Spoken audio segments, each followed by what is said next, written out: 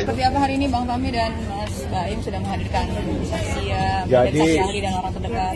Jadi saksi tadi orang-orang terdekat yang menjelaskan kejadian, peristiwa, sesuatu yang terjadi, hal yang luar biasa sekali.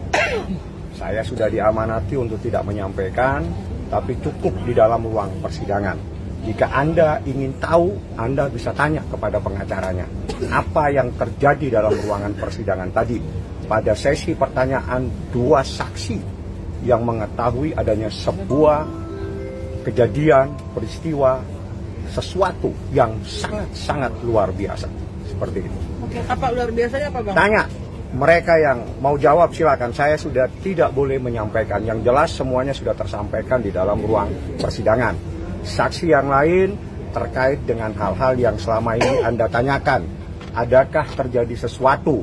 Pertanyaan saya simpel. Apakah dibenarkan seseorang yang bukan muhrimnya berduaan di suatu tempat yang cukup eksklusif? Di kamar gitu maksudnya bobo-boboan? Saya pokoknya tanyakan lagi. Saya hanya menyampaikan begitu saja. Banyak hal yang tidak boleh saya sampaikan. Tapi tentang ahli, silakan yang bersangkutan menjelaskan. Karena tadi dia tahu persis. Sampaikan.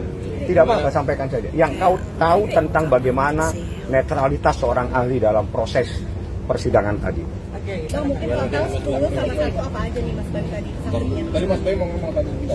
Ya, Baim, coba tentang saksi ahli. Ahli, Ya, netralitas gimana, seorang ahli tadi cukup luar biasa. Perdebatan di dalam juga cukup, tapi biar nanti Baim yang menjelaskan. Karena dia tahu persis bagaimana netralitas seorang psikolog dalam kasus ini. Ya. Jadi itu begini, di dalam kita bilang case ini kali ya, di dalam case ini harus ada orang netral yang tidak memihak siapa-siapa. Dan tadi ada satu psikolog yang selama ini membicarakan anak terus dari media, dari luar sana. Kadang-kadang kita juga diam dengan semua berita. Tapi ada satu psikolog tadi yang dia netral, semua penyampaiannya tidak bisa saya jabarkan di sini. Tapi ya memang terjadi seperti itu, sama dengan kejadian saya juga di case ini tentang anak, tapi lebih tentang anaknya yang akhirnya hakim pun nanyakan straight to the point, kamu netral kan, tidak kemana-mana ya, apa yang menjadikan kamu netral sini, disumpah apa-apa. Jadi semua jawaban dia itu saya nggak bisa cerita di sini juga ya, yang pastinya yang saya alami sekarang.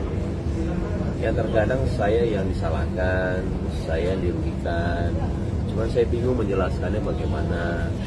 Karena saya ngomong salah, diam pun salah terkadang. Nah, sekarang ada orang netral yang tadi pun pengacara juga menanyakan ke psikolog itu. Dan ketika dia mencoba, maaf kita bilang mencoba ya, untuk tidak akan bisa karena dia netral. Jawaban dia itu ilmu psikolog yang tidak bisa diganggu. Jadi ketika dia nanya gimana caranya tahu, ini kan kita bicara mengenai, satulah saya bicara rekan-rekannya, traumatik anak.